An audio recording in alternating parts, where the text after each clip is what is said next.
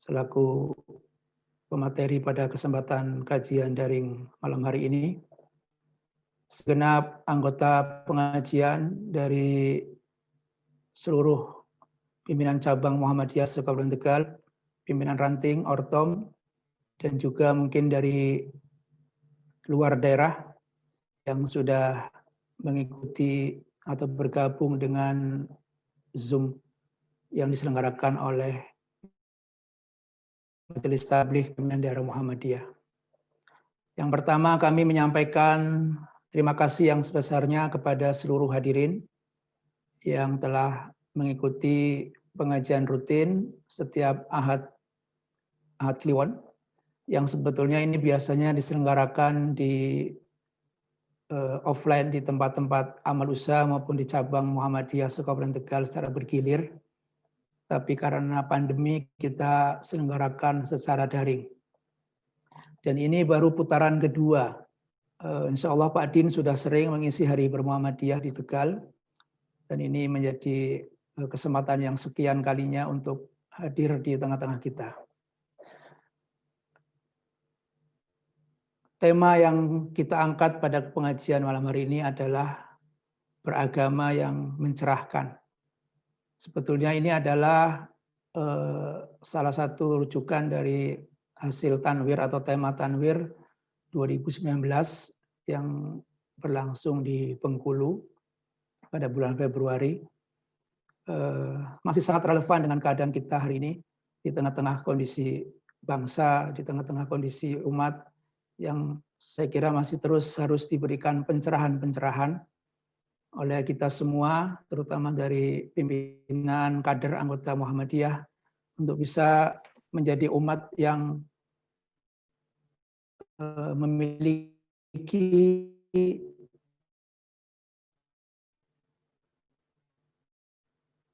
kemampuan dan kemauan untuk berubah lebih baik. Yang sangat berat dalam kehidupan beragama, kehidupan berbangsa, dan kehidupan yang sosial yang lain, sehingga kami harapkan lewat pengajian ini mudah-mudahan kita terus mengasah diri untuk memperbaiki secara personal maupun secara komunal sebagai langkah besarnya.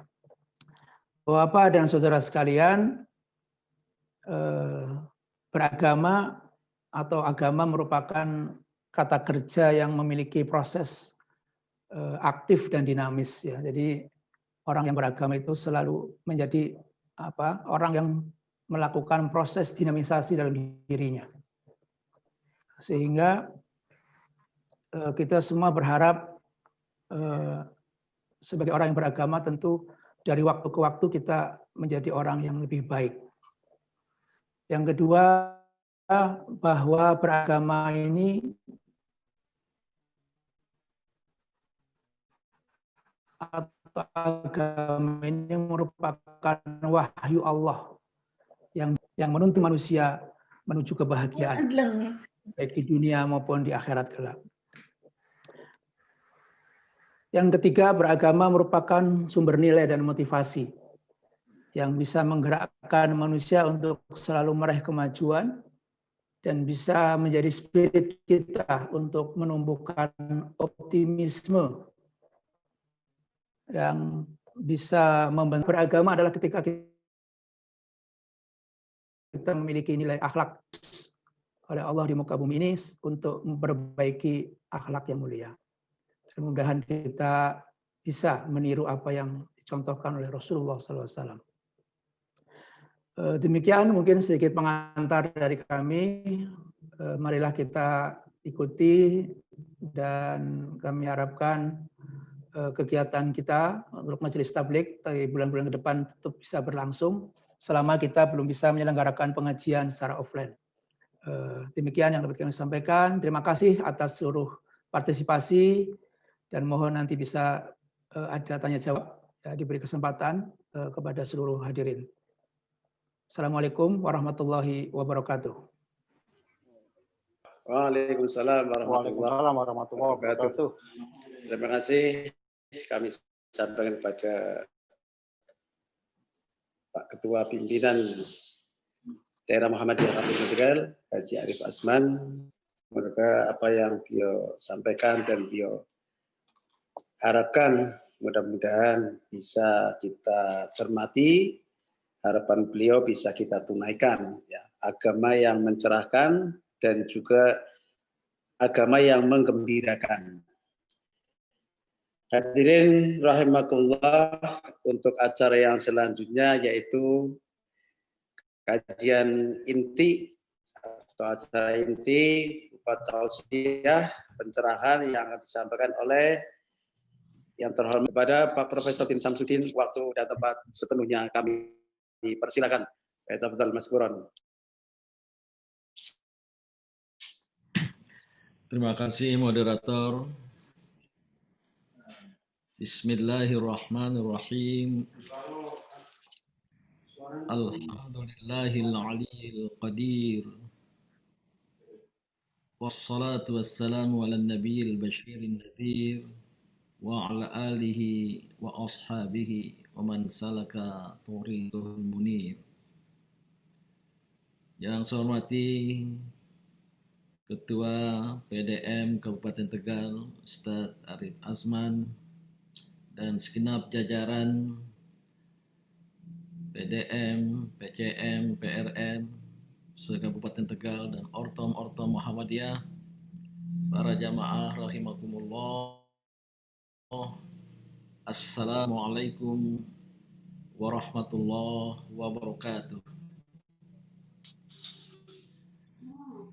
Alhamdulillah, saya bersyukur dan berbahagia dapat ikut serta pada acara ini, yaitu Malam Bermuhammadiyah. Karena diselenggarakan malam, maka berubah menjadi Malam Bermuhammadiyah, bukan Hari Bermuhammadiyah. Sekaligus teknis dan kesalahpahaman untuk pengajian yang lalu. Kebetulan sedang dalam perjalanan ke Bandung kalau tidak salah, dan ada kesulitan teknis jaringan. Namun alhamdulillah kali ini dapat ikut serta dan kita bersilaturahim. Saya lihat di layar tadi banyak hadir para aktivis mujahid dakwah Muhammadiyah dari berbagai daerah. Tidak hanya Kabupaten Tegal, tapi juga dari daerah sekitarnya. Nah, tema kita malam ini tadi sudah dijelaskan baik oleh moderator maupun oleh Ketua PDM. Beragama yang mencerahkan. Jadi moderator menambahkan yang menggembirakan. Saya kira boleh ditambah predikat-predikat lain yang senada. Tapi beragama yang mencerahkan memang nyaris menjadi trademark Muhammadiyah. Karena Muhammadiyah mengusung sebuah tema di antara banyak tema lain, yaitu tanwir, dan bahkan menjadi nama dari permusyawaratan tertinggi kedua di bawah Muktamar, yaitu sidang tanwir. Tidak ada satupun organisasi pengetahuan saya yang memberi nama kepada permusyawaratan tertingginya, khususnya tertinggi kedua, dengan sebuah istilah yang bermakna, kecuali Muhammadiyah. Lazimnya di organisasi-organisasi lain mengambil istilah Mukernas, Rakernas, Silaknas. NU di bawah Muktamar itu Konferensi Besar Ulama, Kombes Ulama. Sebagai istilah-istilah yang datar saja ya, menunjukkan sifat dari pertemuan itu, musyawarah kerja nasional, rapat kerja nasional, silaturahmi kerja nasional. Ya. Tapi Muhammadiyah menggunakan istilah yang bermakna itu tanwir. Dan maknanya penting ya, dan bagus sekali. Saya tidak tahu persis dan pernah meminta kepada sejarawan Muhammadiyah sejak kapan istilah tanwir dipakai dan siapa penggagas awal. Ya, tentu ada biasa seorang dan kemudian diajukan ke organisasi. Nah, tanwir dari kata nur, cahaya, maka tanwir itu pencahayaan, penyinaran, pencerahan. Karena cahaya dan sinar itu cerah, mencerahkan.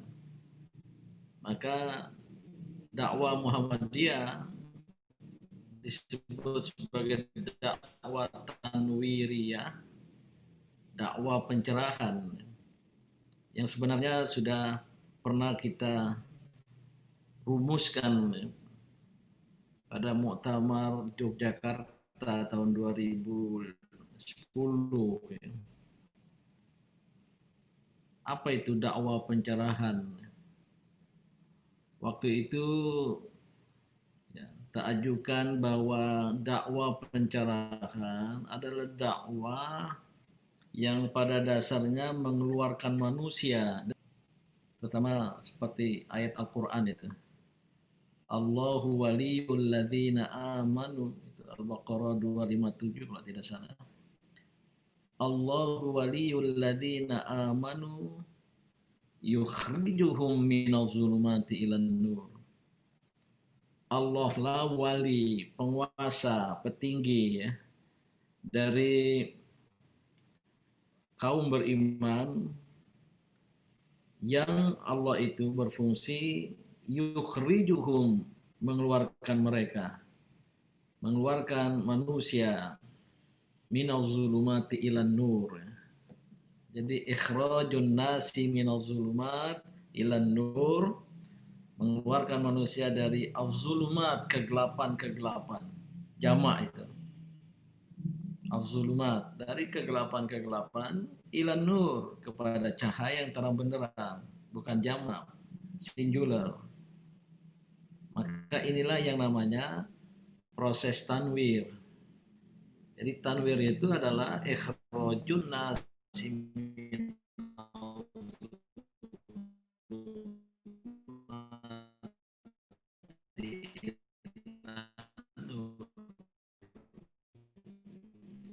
mengeluarkan hal yang boleh jadi kita jadikan sebagai dasar dari tanwir, dari dakwah tanwiriyah atau dakwah pencerahan.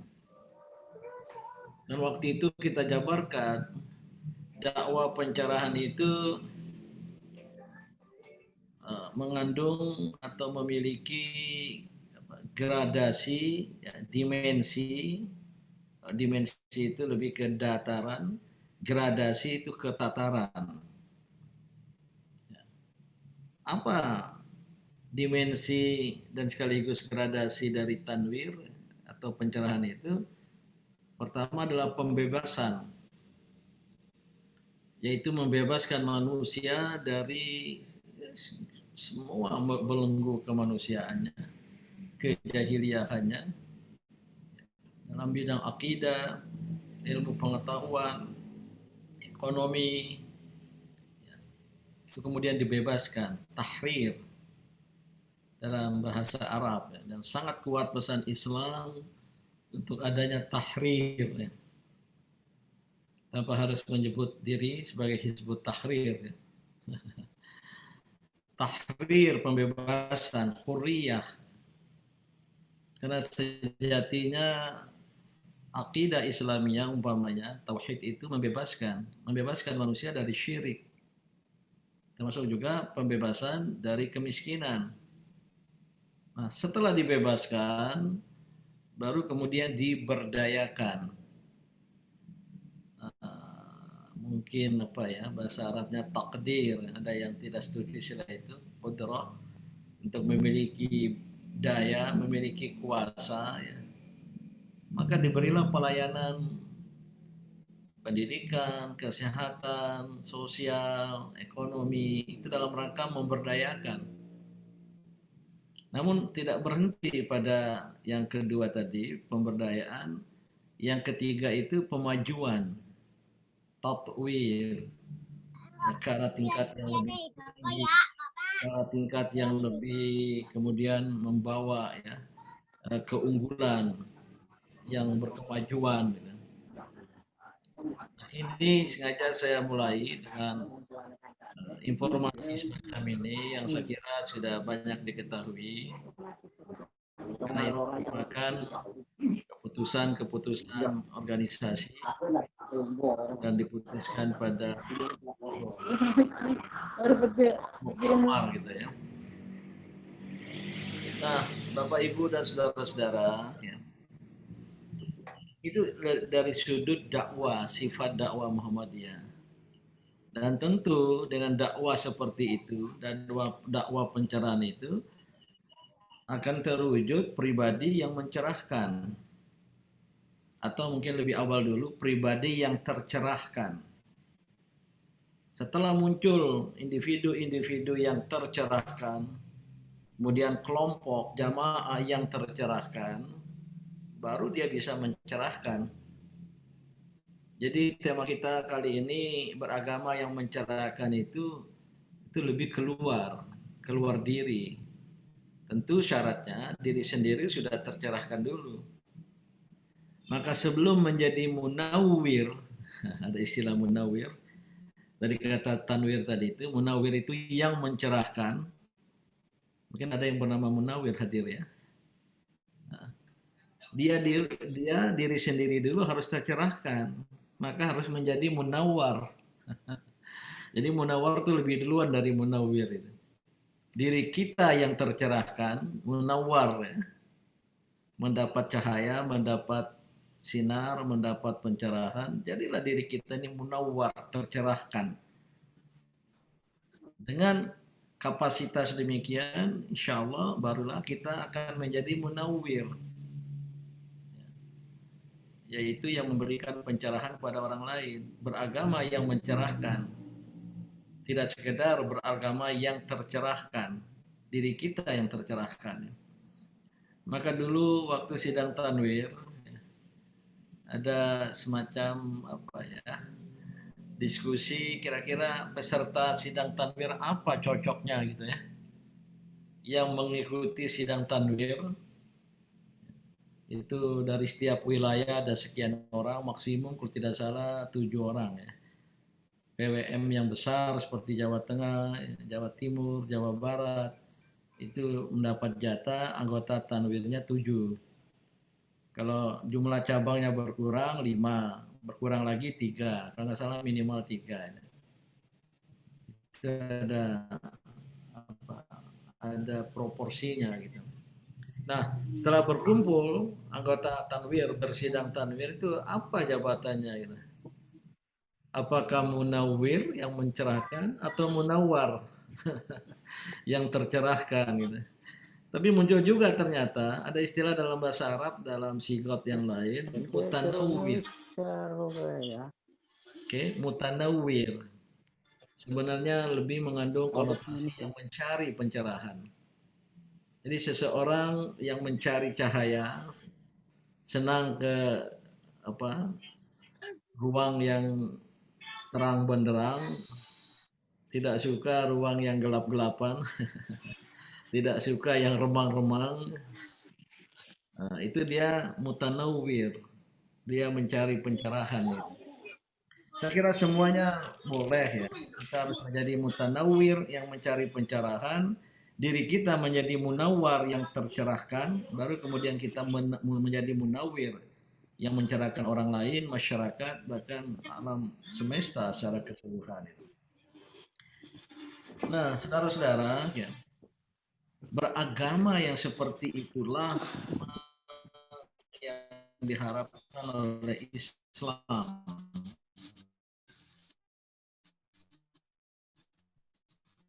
Tadi Ustaz Arif Asman sudah memberikan isyarat. Munculnya perubahan dari Islam, tujuan dari kenabian dan kerasulan Muhammad SAW adalah menyempurnakan akhlak. Innama bu'itsu liutammima makarimal akhlak. Maka kalau ada di ulama ya, ada aqidah, ibadah, akhlak. Ada al-aqidah syar'i.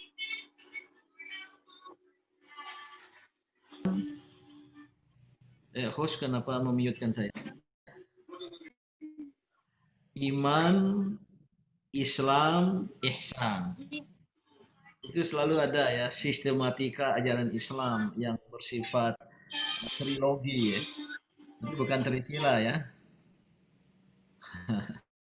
Kalau trisila yang memeras Pancasila jadi 3, diperas lagi jadi Ekasila. Itu penyimpangan dari Pancasila itu. Ini trilogi. Iman, Islam, ihsan. Ada dasarnya. Hadis Jibril yang menyamar kepada Nabi kemudian bertanya apa itu iman, apa itu Islam, apa itu ihsan. Maka Islam, al-Islam secara keseluruhan ajarannya itu ada yang berdimensi keimanan, ya keyakinan, akidah, kemudian ada yang bersifat keislaman, pengamalan, tapi ujungnya ihsan. Atau pakai al-aqidah, asy-syariah, al-akhlaq. Al-aqidah, al-ibadah, akhlak. Nah ringkasnya, muara dari beragama itu akhlak. Adanya pribadi yang berakhlak.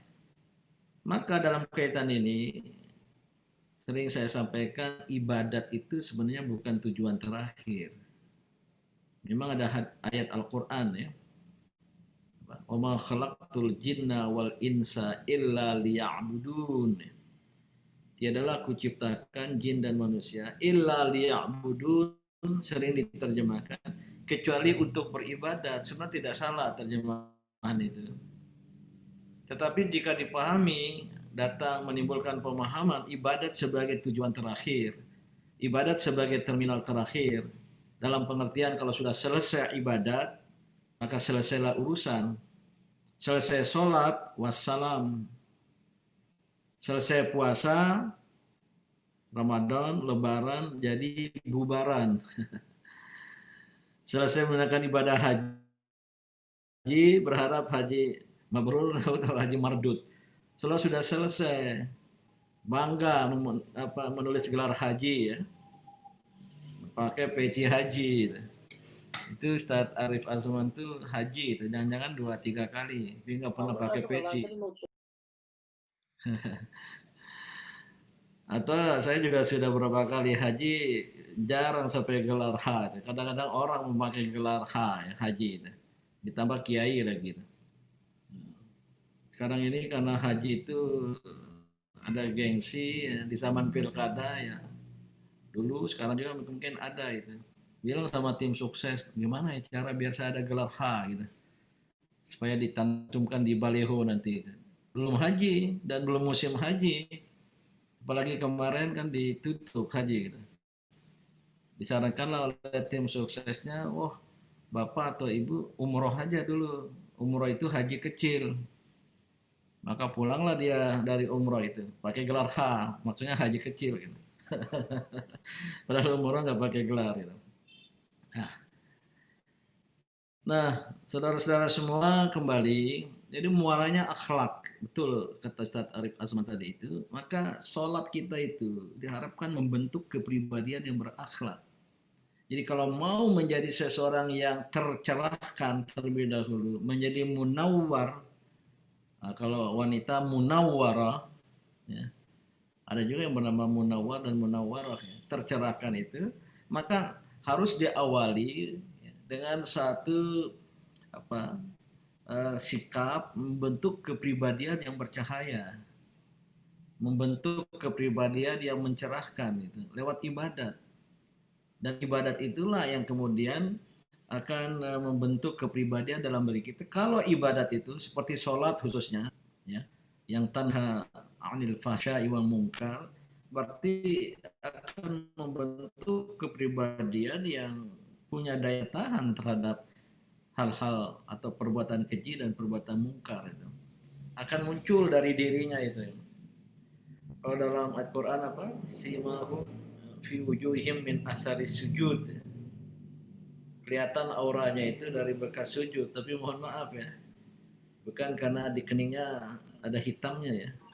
Wah, karena banyak sujud. Nah, itu tidak salah juga. Boleh jadi juga, benar.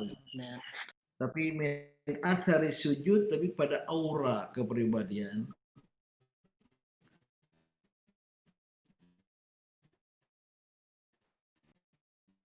Pada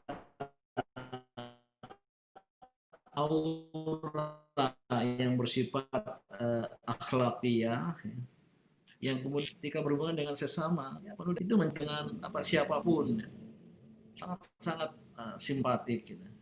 Seperti ada cahaya dari dirinya. Gitu. Nah, itu kalau dijelaskan lebih lanjut bisa banyak berarti. Dia sebagai manusia yang hanya taat pada Allah, tapi dia tidak sombong dan takabur sebagaimana iblis itu. Jadi kalau ada dalam apa namanya bertemu dengan orang di pertemuan itu nggak ada dia mencari apa menampilkan gengsi gitu ya. Tidak tersinggung dia kalau tidak dilayani dengan baik. Tidak tersinggung dia kalau tidak disapa ya. Sebenarnya kalau sambutan-sambutan, pidato-pidato nggak perlulah dideret sapaan-sapaan itu ya. Yang terhormatnya bisa setengah jam itu. Yang terhormat itu. Nah, kalau nggak masuk itu, waduh, sepertinya hilang kepribadiannya, dianggap tidak diakui, biasa saja gitu. Itu pribadi yang menyenangkan, pribadi yang mengembirakan dan mengembirakan orang lain. Nah, inilah beragama yang mencerahkan, yaitu harus lahir dari pribadi yang tercerahkan, yang tidak diliputi oleh kegelapan tadi itu. Tapi ketika kita masih diliputi oleh kegelapan, az-zulumat, baik kegelapan pikiran, gelap akal. Orang yang gelap pikirannya itu ya dia tidak mendayagunakan pikiran. Melihat sesuatu secara emosional, menyikapi sesuatu secara emosional mungkin lebih mengedepankan okol daripada akal. Itu pertanda pribadi yang tidak mencerahkan dan beragama tidak mencerahkan. Nah, saudara-saudara semua, akhlak ini akan muncul dari kembali ke belakang sedikit dari ibadah, terutama ibadah mahdhah, dari hubungan manusia dengan sang penciptanya, itu yang disebut dengan hablum minallah. Kalau hablum minallahnya bagus, dia senantiasa bermunajat, bertaqarrub ilallah, ya. Selalu berhubungan dengan sumber cahaya. Allahu nurus samawati wal ard. Allah itu cahaya ya, yang mencerahi langit dan bumi, dan kita berhubungan dengan ada embrio, ada sumber cahaya. Ya. Wa nafakhtu fihi min ruhi, wa nafakha fihi min ruhihi, kemudian dia hembuskan padanya dari rohnya dalam diri manusia. Kemudian manusia berdimensi rohani dalam manusia. Nanti kalau kaum sufi yang melihat tidak hanya dimensi nasut ya, manusia, annas, tapi juga dimensi lahut dalam diri manusia. Nah, dimensi keilahian ini yang ada dalam diri kita ini ada embrionya. Kalau itu dikembangkan, yang tiada lain cara mengembangkannya menghubungkan dengan sumbernya. Allahu nurus samawati wal ard. Gak mungkin seseorang akan bercahaya, mencerahkan, kalau dia tidak pernah berhubungan dengan Allah sebagai sumber cahaya. Tidak mungkin seseorang beriman akan melahirkan sebuah refleksi kepribadian yang penuh dengan kasih sayang kalau dia tidak pernah berhubungan dengan Ar-Rahman Ar-Rahim. Kira-kira demikian ya pada Al-Asma'ul Husna itu. Maka ya beragama yang mencerahkan itu harus menempuh jalur atau jalan, yaitu ibadat yang berhasil, baik sholat, puasa, zakat, yang intinya adalah tazkiyatun nafs. penyucian diri, penyucian jiwa. Jiwa tercerahkan, akan lahirlah pribadi yang mencerahkan tadi itu. Dan kita beragama yang mencerahkan tadi itu. Nah tentu ya keberagaman seperti itu harus didasari dari awal baru ke sini. Mundur ke belakang ya harus dari akidah ya, yaitu berada pada as-siratal mustaqim. Maka kita dalam sholat selalu berdoa ya, siratal mustaqim, yaitu tiada lain adalah beragama yang benar. Apa dalam Al-Qur'an itu ya, qul hadani rabbi ila siratim mustaqim, ya Allah katakanlah bahwa aku ditunjukkan oleh Tuhanku pada siratal mustaqim. Apa itu siratal mustaqim? Dinan qiyaman millata Ibrahim hanifa. Berpegang teguh pada agama yang kokoh, yang kukuh, sebagaimana ditunjukkan. Maka Ibrahim alaihissalam itu hanifan musliman, wa ma kana minal musyrikin. Seorang yang hanif berpegang teguh pada agama ya, al-hanifiyah ya, menampilkan kehanifan. Seorang muslim pengikut Muhammad SAW yang berasal dari Ibrahim alaihissalam itu ya seorang muslim yang hanif, yang berpegang teguh kepada akidah Islam yang benar. Baru tadi ibadat, itulah yang melahirkan akhlak ya. Dan Rasulullah SAW menjelaskan al-hanifiyah yang harus kita tampilkan sekarang itu dalam sabda beliau, inna khairud din ilallah al-hanifiyatu samha. Sebaik-baiknya agama keberagaman kepada Allah itu adalah yang menampilkan al-hanifiyah, hanifan as-samha, yang berlapang dada, yang terbuka, tidak main pokoknya, tidak memotolakan paham, apalagi mengkafirkan orang lain, tapi akidahnya sangat kuat. Inilah keberagaman dengan ibadat, itu lahirlah akhlak itu. Nah saudara-saudara, sebelum saya akhiri, inilah yang disimbolkan dalam ayat yang saya bacakan di awal tadi ya.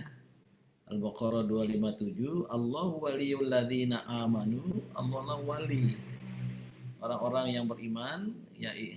Tugas Allah itu yukhrijukum minaz zulumati ilan nur, mengeluarkan manusia dari kegelapan pada terang benderang, cahaya, tanwir. Nah, sebaliknya walladzina kafaru, ujung ayat itu, walladzina kafaru awliya'uhumut taghut.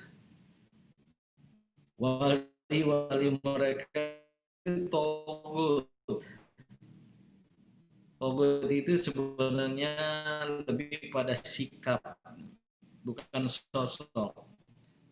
Pada satu sikap yang melampaui batas, yang melakukan togian, yang togo, ya, dan ekstremis di dalam ekonomi, ya, itu togut-togut yang menampilkan togian. Orang-orang kafir, walladzina kafaru, dan orang-orang kafir itu auliyahum tagut, pemimpin-pemimpin mereka, idola-idola mereka, apa rujukan-rujukan mereka itu tagut ya. Apa kerja tagut itu? Kecenderungannya yukhrijunahum minan nuri ila dhulumat. Yukhrijunahum minal zulumatil. Mereka itu mengeluarkan manusia dari cahaya terang benderang kepada kegelapan-kegelapan. Nah, ini yang saya kira banyak terjadi ya. Dan kalau kita terlibat apalagi menjadi togut yang ekstremis, ya, yang melampaui batas, ketika diberi amanat dia kemudian melampaui batas, menindas, itu togut. Ketika diberi kuasa dalam bidang ekonomi, dia kemudian menindas juga, sehingga terjadi kesenjangan ekonomi ya. banyak togut-togut politik, togut ekonomi, togut sosial budaya ya yang ada sekitar kita itu yang sebenarnya mereka itu mengeluarkan manusia dari cahaya terang benderang kepada kegelapan-kegelapan. Kalau saya tadi mengeluarkan manusia dari kegelapan-kegelapan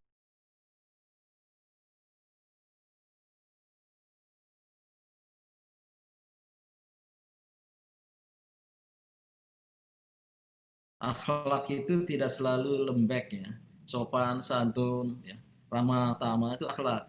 Itu kalau saya etika lembut. Tapi al-akhlakul karimah dalam Islam itu ada hard ethics ya. Hard ethics bukan soft saja gitu. Yang hard ethics ini adalah seorang yang berakhlak kerja keras, dia ulet, produktif, harus menjadi orang berhasil, menjadi orang kaya, itu berakhlak itu.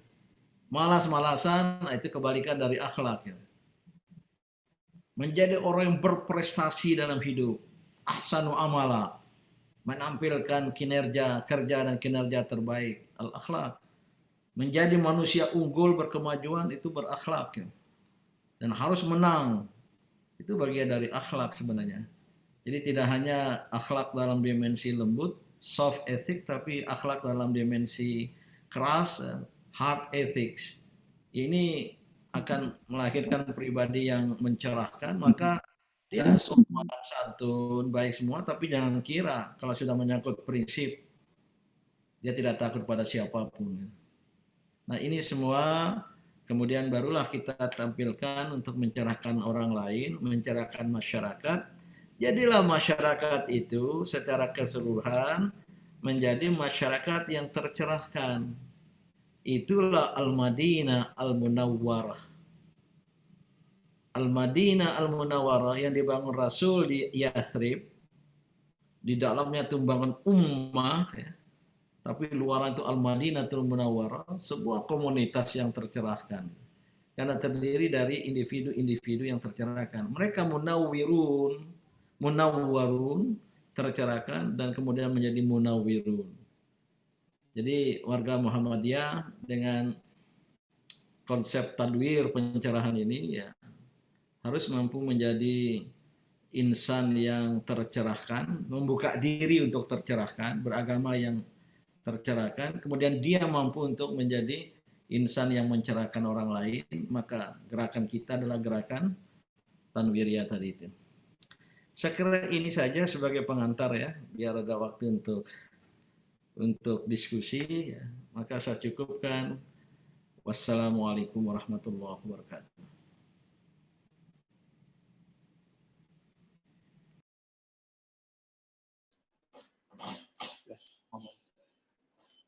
Alhamdulillah, demikianlah penyampaian tausiah dari beliau, Prof. Din. Mudah-mudahan apa yang beliau sampaikan bisa menjadikan kita orang-orang yang tercerahkan, menjadi orang-orang yang munawar. Kalau Pak Prof mungkin sudah menjadi yang munawir, Prof. Insya Allah menjadi orang yang mencerahkan. Kita sebagai orang yang mutanawir, yang sedang mencari pencerahan, mudah-mudahan dengan penyampaian Prof. Din bisa menjadikan kita orang-orang yang tercerahkan, menjadi orang yang munawar. Hadirin yang dirahmati oleh Allah, untuk sesi selanjutnya adalah dialog.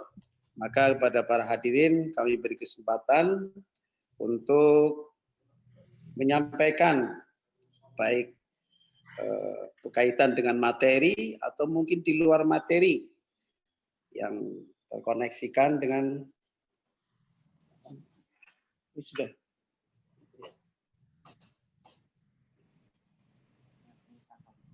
Mas Ya, Ali, silakan. di chat ada tuh Mas Ali, dibaca di chat ada.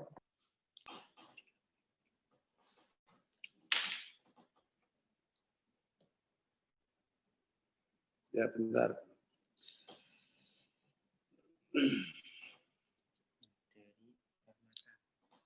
Oh, dari Permata ya. Ini yang pertama.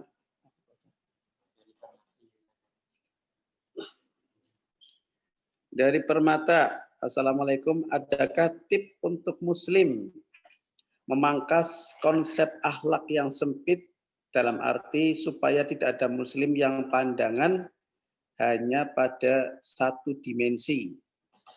Matur nuwun. Iya, tidak Gimana Pak Prof? ada tip khusus ya. Kecuali ya kita mulai sebarkan, harus utamakan konsep akhlak yang luas tadi itu, yang berdimensi ganda, baik berdimensi lembut maupun berdimensi lunak.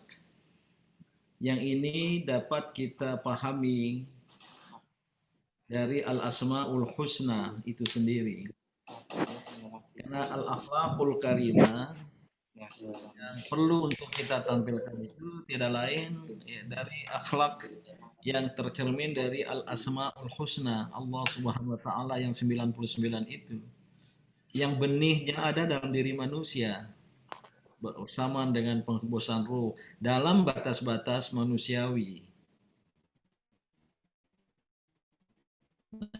Ini bisa dikembangkan embrio Allah Subhanahu wa taala. Lihat saja ya, yang berdimensi lembut, Ar-Rahman, Ar-Rahim, Al-Ghafur ya. Apalagi? Ya, pemaaf. Tapi Al-Asmaul Husna itu ada yang berdimensi keras ya. Al-Qahar, gagah, perkasa. Jangan mudah kalah dan dikalahkan, apalagi mengalah. Itu Al-Qahar. Apalagi itu Al-Jabbar. Coba lihat, kapan-kapan bedah itu ya. Bolehlah untuk pengajian yang yang khusus itu membedah berapa dari Al-Asmaul Husna itu yang berdimensi soft dan berapa yang berdimensi hard, lembut dan keras. Keras itu bukan kekerasan ya, apa ya? Saya nggak tahu istilah lainnya itu. Bukan keras kemudian violent kekerasan itu. Nah, umpamanya apalah dari Al-Asmaul Husna itu tadi sudah saya sampaikan dua itu kan ya. Apa namanya? Dua contoh gitu. Nah, yang kedua juga kita bisa mengacu kepada perilaku dari Rasulullah SAW yang mengamalkan al-akhlaqul karimah. Hulukuhul Quran, akhlaknya itu Al-Quran. Itu lain al-asmaul husna. Rasul itu orangnya lembut dalam hal tertentu, tapi bisa asyidda'u alal kufar. Nah, sudah.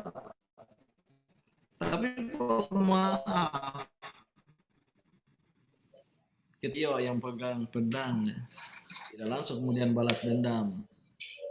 Nah, ini apa suatu hal yang jelas. Tapi tadi pertanyakan gimana tipnya? Aduh, kalau saya ditanya agak teknis kayak gitu, susah jawabnya ya. Tapi mungkin ya, ada mbak atau ibu yang bertanya itu mulai dari pendidikan. Kalau mau al-akhlaqul karimah tertanamkan itu mulai dari rumah. Termasuk dari ibu sebagai al-madrasatul ula. Kalau begitu anak kita ya dididik ya dari kecil dengan nilai-nilai al-akhlaqul karimah, apalagi ditambah nanti di sekolah ya. Kalau di sekolah kan aduh apa ya nggak bisa sepenuhnya diserahkan pada sekolah gitu. Tapi dari rumah ya. Umpamanya ya, masuk nggak al-akhlaqul karimah itu mandiri? Coba dicari dari al-asmaul husna ini. Mandiri, menjadi orang berkuasa al-qadir, itu harus ada benih-benih kemandirian dalam diri kita. Tapi bagaimana pendidikan anak-anak Indonesia dibandingkan di barat ya. Saya pernah tinggal di Amerika, saya lihat anak-anak bule itu kalau usia balita itu jarang digendong, nggak pernah digendong itu. Dibiarkan berjalan itu bersama. Di sana kebetulan jalannya bagus, trotoarnya bagus ya. Depan rumah. Ya biasalah anak kecil jatuh. Itu jatuh, apa kata sang ibu? Get up. Get up. Enggak langsung digendong, nangis enggak langsung digendong.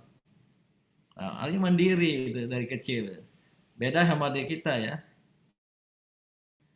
Begitu ada anak balita nangis jatuh, waduh satu RT budenya berebut untuk menggendongnya gitu. Jadilah anak-anak manja gitu. Nah, kita-kita ini korban pemanjaan gitu. Ini contoh kecil gitu. Soal kejujuran, mahal sekali kejujuran gitu. Dan ini hilangnya kejujuran di tubuh bangsa ini. Maka rusak bangsa ini karena tidak ada asidku ya di ilal bir kepada kebenaran, walbir ya kebohongan, kedustaan, al-kidbu. Ini yang mahal. Karena kita tidak terlatih belajar kejujuran dari gitu. Pernah ada ya kantin kejujuran gitu. Jadi silakan ngambil makanan, bayar harganya sekian, masukkan bayarannya. Alhamdulillah hanya berlangsung 2 minggu. Setelah itu bubar. Karena rugi, karena nggak bisa ada kejujuran gitu. Saya 2 pekan lalu ya sholat Jumat kebetulan di Jakarta PSBB, saya agak ke pinggiran dikit, ada sholat Jumat itu pakai protokol kesehatan juga. Saya dapat di belakang persis di pintu sempat melihat khotib juga dari luar itu. Ada anak kecil usia 4 tahun, 4-5 tahun, belum sekolah, masih TK, pakai baju koko gini. Dia berdiri lihat-lihatnya kosong ke dalam gitu. Karena nggak ada tempat kosong, saya tarik. Kebetulan di samping saya kosong, tidak bisa untuk orang dewasa kan ada tembok, ada tiang gitu. Kalau anak kecil cocok, duduklah dia itu. Itu selama khutbah itu tawaduk dia, khusyuk tawaduk. Sementara di anak tangga masjid itu belasan anak-anak usia SD ribut. Ini sudah pendidikan agama kita nggak jalan ya. Dan nggak ada yang mengatasinya. Dan itu tidak di 1-2 masjid. Sering sekali di hampir semua masjid yang biasanya ada sekolah di sampingnya, anak-anak SD SMP itu ikut sholat tapi nggak ada yang ngatur, ribut. Waktu khotib berkhutbah itu ribut. Anak kecil yang tadi itu, nah apa yang terjadi? Itu kotak amal nggak lewat depan saya itu. Saya sudah keluarkan uang 100.000 gitu. Terus saya kasih ke anak itu setelah selesai sholat. Tentu selesai sholat ya. Saya kasih, nah, oh enggak pak, gitu. Nggak mau terima, nggak apa-apa, nggak apa-apa. Nggak, nanti dimarahin bapak katanya. Wah, saya kaget anak ini. Bang, saya lagi nggak usah takut ya, bilang sama bapaknya, ini dari Pak Din Syamsuddin. Nyatanya dari Pak Din Syamsuddin. Saya tambah 200.000. Bukan 100.000, 200. Nggak, bapak nggak mau udah terima. Nggak, nak. Terimalah, insya Allah bapaknya nggak marah nanti ya. Terima dia. Mana rumah kamu? Itu agak kompleks di masjid itu. Dalam hati saya, aduh, ini terlatih anak ya. Ini pasti bapaknya. Saya hampir mau mampir ke rumahnya, mau mengetahui siapa bapaknya atau ibunya yang melatih seperti itu. Bisa. Kelas berapa ada? Belum sekolah, belum masuk SD. Usia TK, tapi berbeda sama anak-anak yang sebaya atau lebih tua dari dia. Gitu. Jadi gimana tips ya, ibu siapa yang bertanya tadi? Ya, mari kita mulailah dari rumah tangga warga Muhammadiyah. Tanamkan nilai-nilai itu, value education, baru sekolah-sekolah Muhammadiyah menanamkan pendidikan watak, value education. Jangan diceramahkan akhlak itu, dipraktekkan gitu. Nah ini yang sedang saya terapkan di pesantren saya, SMP SMA tapi pesantren. Sebuah pendidikan berbasis egalitarianisme, al-musawah, tidak ada perbedaan antara manusia. Saya pengasuhnya, kiainya lah gitu. Tapi nggak ditakuti itu, disayangi, manggil ayahanda, dan kalau ketemu bebas curhat, menyampaikan, bertanya gitu.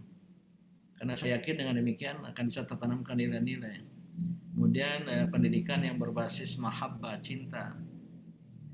Kita menyayangi anak-anak itu, santri itu semua, ya, walaupun dititipi oleh keluarganya. Atas dasar itu saya rasakan lain hasilnya gitu. Jadi bukan menegakkan disiplin yang keras, jadi takut ya. Jadi karena ketakutan. Ini yang bisa saya sampaikan komentar ya Bu ya. Apa namanya, bagaimana tips tadi itu. Silakan. selanjutnya.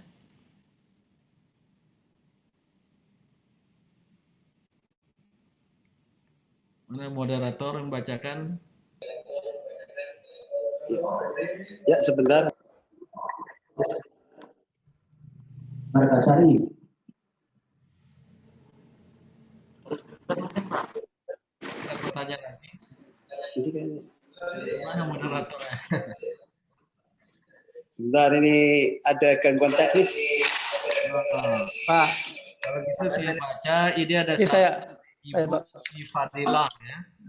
Umi Fadilah. Ini Pak Prof, dari ada 3 penanya yang nadanya hampir sama ini. Ya, silakan apa itu pertanyaan? Dari Bumi Fadilah. Ya. Dari Bumi Fadilah. Ya. Dari Ramdhani Jatinegara dan satunya, aduh, pertanyaannya apa? Maaf, ya. Apa pertanyaannya? Intinya?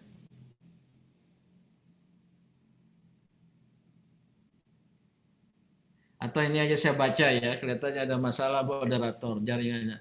Dari yang Mbak Umi Fadila, bagaimana Muhammadiyah kondisi bangsa yang carut marut seperti ini ketika sebagian rakyat dan penguasa dalam kegelapan. Ya gimana posisi Muhammadiyah? Bukan posisi ya, gimana sikap dan peran. Ya. Karena harus berperan. Kalau rakyat bangsa terutama penguasanya di dalam kegelapan, az-zulumat, apalagi jadi togut-togut tadi itu, ya peran Muhammadiyah meluruskan, mencerahkan, mengeluarkan mereka dari az-zulumat ila nur gitu. Dan di saat seperti inilah ya dakwah pencerahan Muhammadiyah harus lebih aktif lagi. Terutama jika kerusakan, kemungkaran itu terjadi pada struktur kehidupannya. Kalau struktur itu lebih kepada ketentuan-ketentuan yang ada, bukan sekedar perilaku. Apalagi ditambah dengan perilaku elit. Maka amar ma'ruf nahi mungkarnya harus dikencangkan. Sebab kalau tidak kencang atau biasa-biasa saja ya dianggap dianggap lewat gitu. Biarkan anjing menggonggong kapilah berlalu. Coba lihat ya. PP Muhammadiyah, PBNU, MUI, majelis-majelis agama menyatakan pernyataan ya. Paling tidak 2 terakhir ini.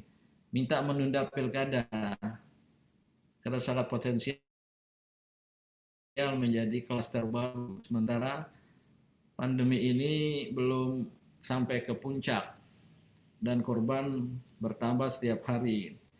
Dan yang kedua ya ormas-ormas yang sama ya PP Muhammadiyah, PBNU, MUI supaya menolak Omnibus Law.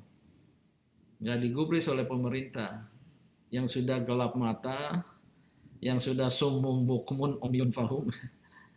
Nah gimana itu dakwah kita seperti itu? Kalau dengan kaulan layinan, perkataan yang lembut, ya nggak mempan. Bahkan kaulan syadidan lebih keras lagi nggak mempan juga ya. Nah, saya tidak tahu gimana posisi yang terbaik. Namun saya berkeyakinan kalau ormas besar seperti Muhammadiyah, NU kompak, tidak berhenti pada pernyataan, tapi ada lebih maju lagi. Ya. Saya yakin minta ketemu presiden bersama-sama seluruh tokoh. Nah, sudah terlalu sekali kalau tidak mau mendengar. Gitu. Tapi untuk bisa seperti itu kita harus punya kekuatan, punya political leverage, punya wibawa politik. Kalau masyarakat Madani tidak punya wibawa politik, mudah juga disogok, mudah juga disuap, dan sudah pernah susah itu. Kita nggak bisa maju tak gentar membela yang benar, karena kita sudah terbiasa maju tak gentar membela yang bayar. Gitu. Nah, coba dicari itu. Apa faktor-faktor yang menyebabkan suara-suara kebenaran tidak didengar? Jelas hati yang mendengarnya sudah tertutup. Tapi saya yakin ya, kalau seandainya kita yang melakukannya dengan niat, dengan istiqomah, ya, apalagi bersama-sama, ya insya Allah akan dengar. Atau ya dicari cara lain gitu. Saya kira itu Ibu Umi Fadilah yang bisa saya jelaskan, dan ini bagian dari al-amru bil ma'ruf wan nahyu 'anil munkar, ya, menjadi terdapat pada ayat favorit Muhammadiyah itu, wal takum minkum ummatun yad'una ilal khair wa ya'muruna bil ma'ruf wa yanhauna 'anil munkar. Jadi Muhammadiyah ini dua misi utamanya, ad-da'wah ilal khair seperti menyelenggarakan pendidikan, kesehatan, pembangunan ekonomi, yad'una ilal khair harus dikombinasikan dengan wa ya'muruna bil ma'ruf wa yanhauna 'anil munkar, amar ma'ruf nahi munkar. Itu yang menjamin wa ulaika humul muflihun, mencapai al-falah, kemenangan. Tapi kalau hanya ad-da'wah ilal khair, dirikan sekolah, dirikan perguruan tinggi, umpamanya, amar ma'ruf nahi munkar nggak ada ketika mendikbudnya kemudian melanggar, menyimpang, kita diam saja. Ketika ya umpamanya kemarin hampir ya, pelajaran sejarah dihapus, hampir begini begitu gitu. Nah kalau kita diam saja amar ma'ruf nahi munkar, maka saya kira apa yang kita hasilkan dari ad-da'wah ila khair itu bisa runtuh gitu. Nah, syaratnya untuk amar ma'ruf nahi munkarnya harus tegar, tegas, tegar. Ya. Tapi kalau ada kombinasi, ya, kita berharap nanti bisa ditampung jadi pejabat gitu ya. Jadi menteri, jadi ini ya susah. Itu hubbud dunya wa karahiyatul maut. Itu syaratnya. Memang harus ya sepi, hilang dari kecenderungan-kecenderungan jabatan. Tapi kalau mudah karena kita berharap jabatan ini, jabatan itu, sehingga lidah kita keluh dalam beramar ma'ruf dan nahi munkar, ya sudah, nggak akan jalan gitu. Saya kira Muhammadiyah kita memiliki watak amar ma'ruf nahi munkar yang tegas dan jelas itu. Silakan selanjutnya. Mana moderatornya? Halo, Pak Moderator, Mas Ali. Atau siapa? Matur nuwun, Pak. Ya, matur nuwun atas jawabannya. Terima kasih. Oh, silakan. Terima kasih. Oh, yang tadi ya bertanya chat itu. Siapa yang ingin bertanya angkat tangan biar penceramah narasumber sekaligus merangkap jadi moderator. Siapa yang ingin bertanya? Ini tadi ada yang raise hand, Mas Amiruddin. Yang raise hand saya lihat ya. Ini ada beberapa halaman, ada tanda raise hand itu ya. Nggak ada. Nggak ada tanda raise hand. Atau langsung Oh ya, maaf tadi. Langsung saja yang mau bertanya raise hand dan nyalakan videonya. nah, tangan dulu. Siapa? Margasari. Ini Silakan dari sedang Margasari. di masjid. Assalamualaikum warahmatullahi wabarakatuh. Ya, di Margasari. Ini ada Ustadz Ali Makmuri nggak di situ ya? Nggak hadir. Tidak hadir ya. Saya tahu beliau guru saya, senior saya di kantor dulu, orang Margasari. Oh iya. Tapi Terima orang kasih Prof. pakai masker ya.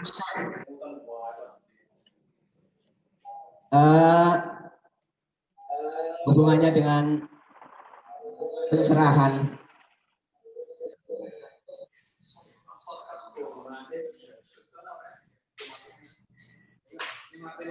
Agak kurang jelas ya. Ya, bahwa kita diharapkan menjadi munawar. Sedangkan di lain pihak mengajak kepada dari cahaya kepada zulumat. Seperti ayat Al-Quran, Yuriduna liyutfi'u nurullah bi afwahihim wallahu mutimmu nurihi walau karihal kafirun.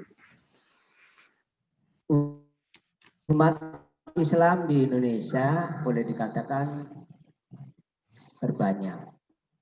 Belum bisa mencerahkan apa sejauh mana mencerahkan bangsa ini. Yang guru dikatakan kafaru seperti ayat itu ketika Rasul mau hijrah. Maka mirip dengan pertanyaan tadi, kalau umat Islam bersatu, insya Allah cahaya Islam akan jaya. Bagaimana langkah-langkah ya Muhammadiyah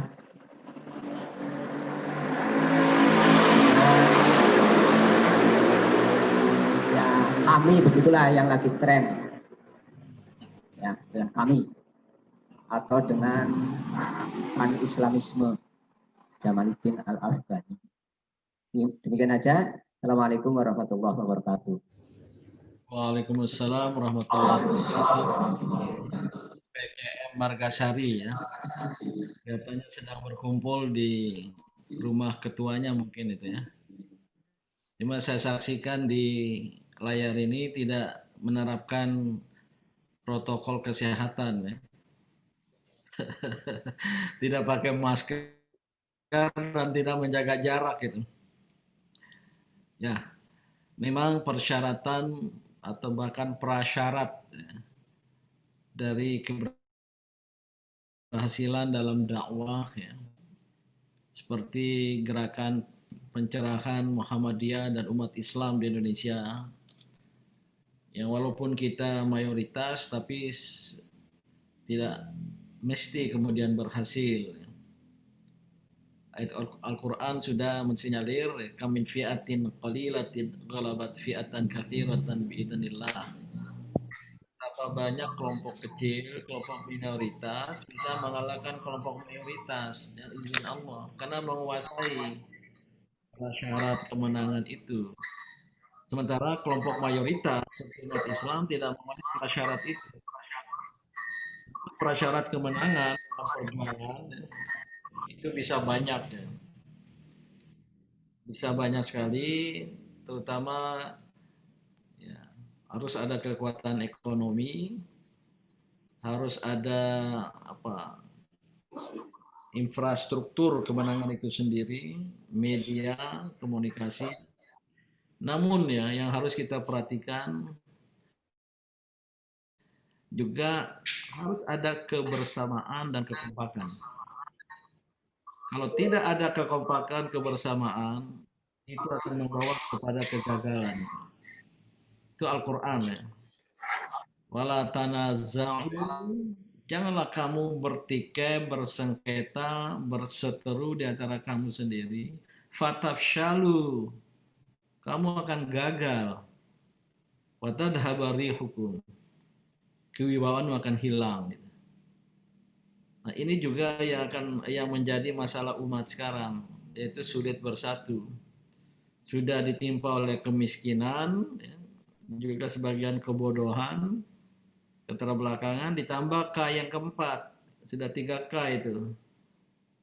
K yang keempat kesulitan bersatu dan rentan untuk diadu domba. Terakhir ini saya mendengarai ada upaya divide et impera terhadap umat Islam, bahkan dalam satu organisasi. Lihat saja, ketika ada agenda politik, Muhammadiyah pecah itu. Antara mendukung A atau mendukung B. Kemudian saling serang. Dan begitu pula di ormas-ormas lain. Ini nestapa ya.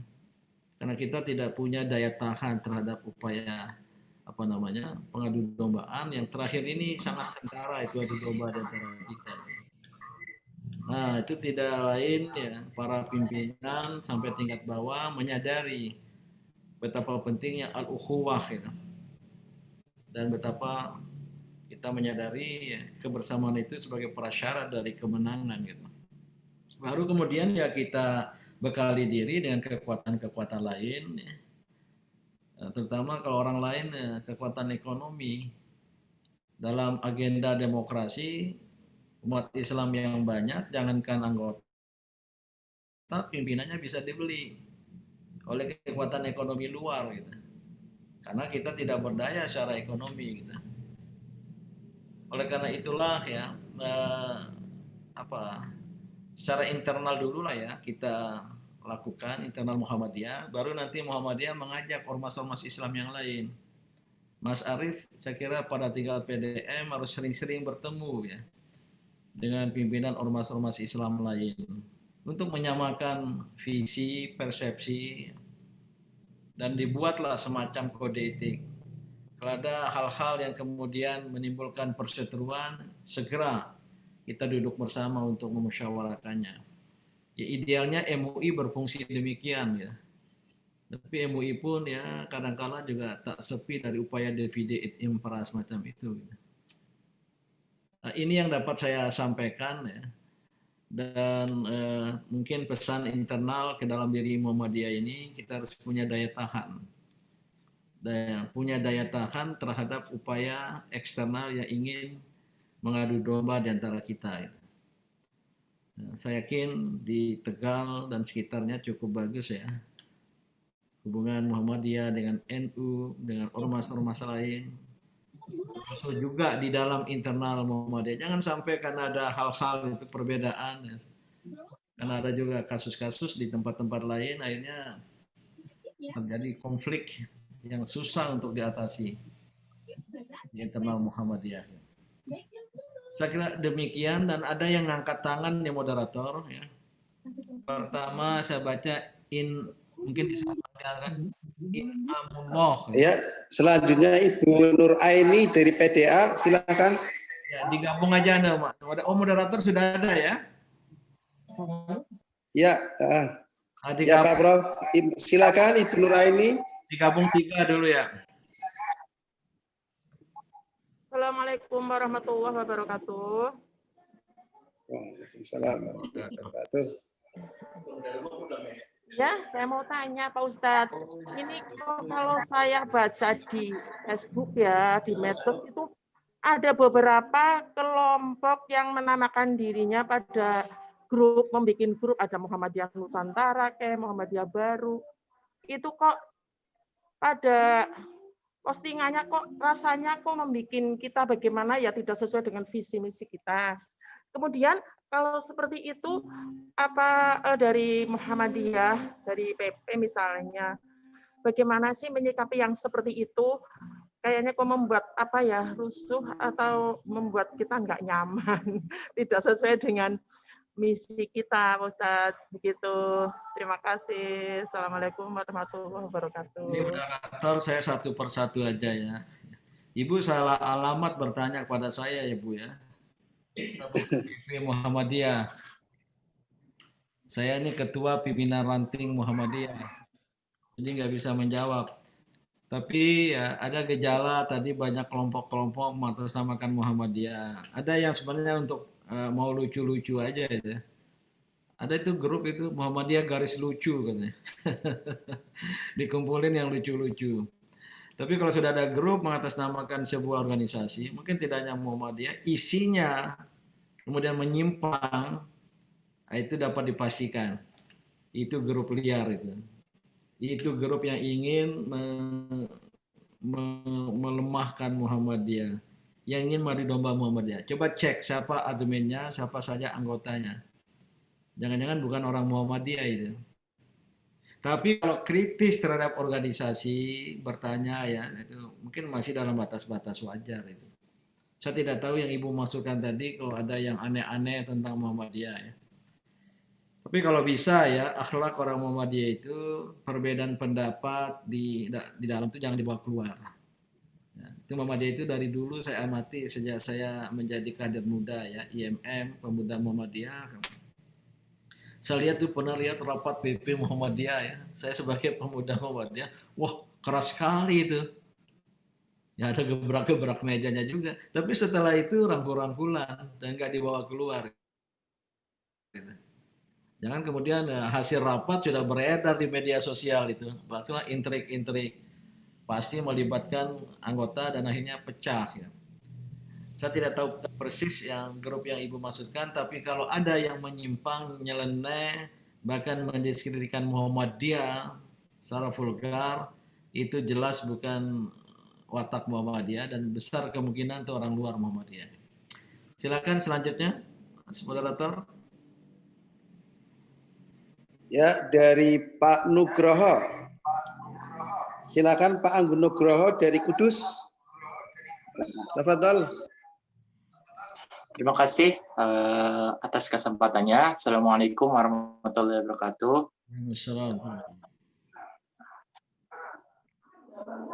Perkenalkan, saya Anggun Nugroho Saputra. Saya mahasiswa fisika, Pak, dari Institut Teknologi Sumatera.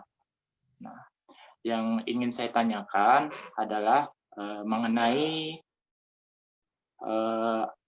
lingkup saya, di mana penelitian-penelitian fisika dalam hal ini penggalian ilmu sains itu banyak mengesampingkan hakikat manusia dengan Tuhan.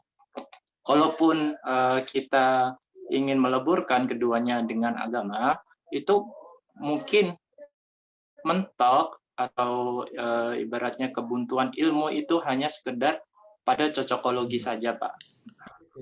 Nah, yang ingin saya tanyakan adalah bagaimana kita bisa menyeimbangkan keilmuan sains yang kebanyakan itu dibawa oleh ilmuwan-ilmuwan dari Barat, dan bagaimana kita bisa kemudian menciptakan suatu ilmu-ilmu sains yang mampu menerangkan hakikat manusia dan Tuhan. Mungkin sekian pertanyaan dari saya, Pak Din. Terima kasih. Saya kembalikan ke moderator. Ya, langsung saja. Seharusnya tidak ada pertentangan antara sains dengan agama. Karena sains itu adalah hasil dari pemahaman kita terhadap ayat-ayat kauniyah, tanda-tanda kebesaran dan kekuasaan Allah di alam semesta. Apalagi eksakta, ya, khususnya eksakta. Sementara agama itu berdasarkan wahyu bertumbuh pada ayat qauliyah, ayat-ayat perkataan wahyu Al-Quran. Jadi antara ayat qauliyah dan ayat kauniyah seharusnya selaras, sejalan gitu. Nah, kalau ada pertentangan, tentu ya ada kesalahan di dalam penemuan sains itu. Tapi kalau natural sciences yang disebut dengan ilmu-ilmu eksakta seperti ilmu Anda itu fisika, ya, apa temuan fisika walaupun dari orang Barat itu dikembangkan oleh ilmuwan-ilmuwan Muslim juga, ya, Al-Khwarizmi, Al-Biruni, yang diambil oleh orang-orang Barat dan mereka kembangkan berdasarkan observasi gitu. Seharusnya tidak bertentangan, dan oleh karena itulah ya pendidikan Islam harus mampu memecah dikotomi antara ilmu dan agama. Masalah kita sekarang ya terjadi dikotomi, dan namanya saja seolah ilmu-ilmu agama itu yaitu tauhid, fikih, seolah yang lain itu bukan ilmu-ilmu agama. Maka sekarang sedang dicari istilah yang tepat. Nah, mohon maaf kalau saya sebut pesantren saya itu yang gambar di belakang saya itu SMP SMA, ya, SMP SMA yang saya rancang, ya, untuk adanya integrasi agama dan sains. Saya minta betul, pamannya yang mengajar fisika, Anda ngajar tentang apa? Katanya tentang apa? Daya, ya, gaya, ya. Mas, saya bilang ke pengajar mata pelajaran Al-Quran atau Al-Hadis, bisa nggak ada cari, ya, ayat yang kemudian bisa mendukung itu? Ternyata ada. Saya lihat, saya tanya, coba yang pengajar biologi apa? tentang sistem pencernaan. Bisa nggak Al-Quran, Al-Hadis juga mengajarkan itu sebelumnya atau sesudahnya? Itulah upaya integrasi agama dan sains gitu ya. Ini sedang kita terapkan. Itu sekolah saya itu ada gambar di belakang saya itu. Baru saya buka kampusnya. Itu SMP, SMA baru tahun kelima ya, baru selesai 4 tahun. Kita terapkan integrasi ilmu agama dan apa yang disebut dengan sains itu. Ya. Nah, maka Anda sebagai mahasiswa fisika, banyak fisikawan itu yang kemudian mengaitkan dengan agama. Nah, Anda harus belajar ayat-ayat Al-Quran, harus belajar ayat-ayat auliyah, wahyu, atau ayat-ayat Qur'aniyah yang berhubungan dengan fisika banyak sekali itu. Maka Anda akan lihat nanti, wah ternyata Islam itu sangat-sangat ilmiah gitu. Dan bisa Anda kemudian menjadi fisikawan muslim. Oke, moderator banyak yang angkat tangan itu, dilihat raise hand. Ya, untuk selanjutnya kami persilakan Direktur PPAD Ustadz Inamullah. Tafadhal, Ustadz. Ini kita sepakat sampai jam 9.30 ya. Ya. Ya, Prof. Siap. Ada 19 menit lagi. Ya. Assalamualaikum warahmatullahi wabarakatuh, Pak Din. Sudah 2 kali antum ke pondok kita. Terima kasih. Banyak beri perhatian untuk PPAD, Pak Din. Ya. Yang iya. Di daerah mana itu ya? Di terakhir panjenengan satu tahun yang lalu Tegal, Pak Din. Ahmad Dahlan. Pesantrennya mana? Balapulang. Oh, Balapulang. Ya. Ya, baru ingat saya. Iya, terakhir bukan di Guci ya? Ya, betul, Madin, betul sekali. Terakhir Guci. Itu yang enak. Boleh, itu silakan kalau mau kesini lagi, Madin. Di situ. Ya, kalau mau kesini lagi silakan. Sate yang 3 bulan itu di Guci itu. Iya, betul. Iya, Madin. Iya, mohon maaf. Ini bicara masalah akhlak, menarik sekali tadi waktu antum menyampaikan tentang akhlak. Saya ingin tanya tentang apa pendapat antum sekarang ini terhadap akhlak yang ada, terutama untuk generasi muda yang sekarang ini. Kemudian ini yang pertama. Yang kedua, apakah kemudian pelajaran-pelajaran akhlak yang kalau tidak salah dulu pernah diajarkan di sekolah dasar, itu apakah perlu juga untuk dijalankan atau diajarkan juga? Karena selama ini kita hanya bisa mengandalkan pelajaran akhlak itu diberikan kepada orang tua, sementara orang tua sendiri zaman sekarang untuk bicara masalah tata cara, bicara masalah apapun itu seolah-olah mereka masih blank gitu. Itu aja 2 untuk yang perlu saya sampaikan. Ya, secara umum memang memprihatinkan tingkat derajat akhlak dari khususnya generasi muda yang sekarang disebut generasi milenial. Tentu ini akibat sekarang mereka berada pada sebuah era yang penuh dengan kebebasan, liberalisasi, ada era digitalisasi, apalagi dengan teknologi informatika. Sekarang terjadi revolusi informasi di dunia ini, sehingga ya kita bisa mengetahui, dan tentu ya teknologi itu sebenarnya netral saja, berdimensi ganda, ada sisi kebaikan, ada sisi keburukan. Ya gadget, HP umpamanya itu ada baiknya juga.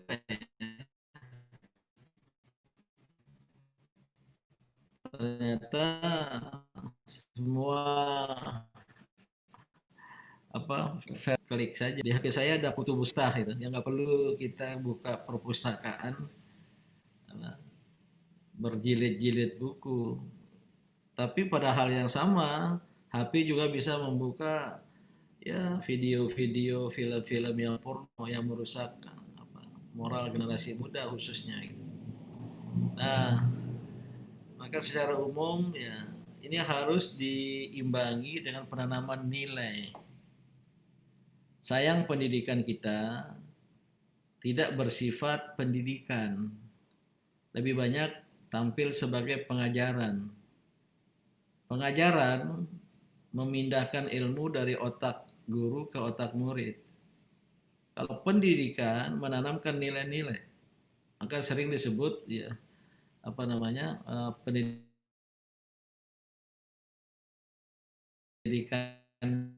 menanamkan moral, akhlak, watak. Ya. Ada namanya pendidikan agama di sekolah-sekolah umum khususnya, berapa jam itu. Tapi isinya pengajaran agama. Tidak terlalu, ada sih sedikit kepada penanaman nilai. Ya, value education tadi itu. Ini yang harus dirombak oleh pendidikan Muhammadiyah. Maka pendidikan akhlak itu hilang itu. Baik sebagai sebuah kurikulum atau sebagai isi dari kurikulum atau mungkin proses pendidikan itu sendiri yang diterapkan. Karena pendidikan itu harus dengan praktek. Ya, pendidikan akhlak itu harus dengan praktek gitu. Dan banyak sekolah-sekolah Muhammadiyah yang berhasil. Ya. Jadi di tengah kegelapan bangsa ini melanda dunia ini, nggak apa-apa Muhammadiyah tetap tampil.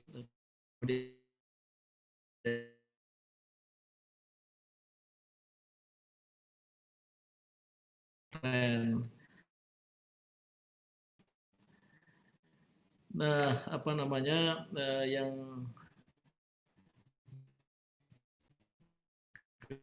kedua tadi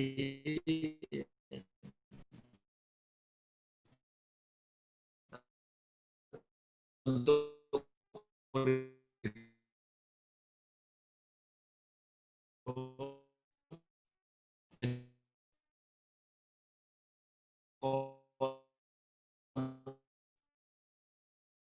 dengan penggunaan HP itu ya. Ada yang berpendapat jangan pakai HP sama sekali. Nggak salah Gontor mungkin nggak boleh pakai HP ya. Nah, tapi ada yang bilang nggak bisa di era digital ini kalau anak-anak umat ini kemudian buta ya soal teknologi digital. Kemarin di pesantren saya hanya hari Ahad boleh HP-nya dibagikan dan hanya boleh 3 jam. Diambil lagi. Ada aturan begitu Pak Adin? Saya datang, saya bilang lebih banyak lah nggak apa-apa. Tapi diberi tugas. Iya. Sehingga nggak sempat nanti. Tolong carilah informasi itu nama-nama kelasnya itu nama-nama ilmuwan Muslim itu. Al-Biruni, Al-Khwarizmi, Al-Farabi.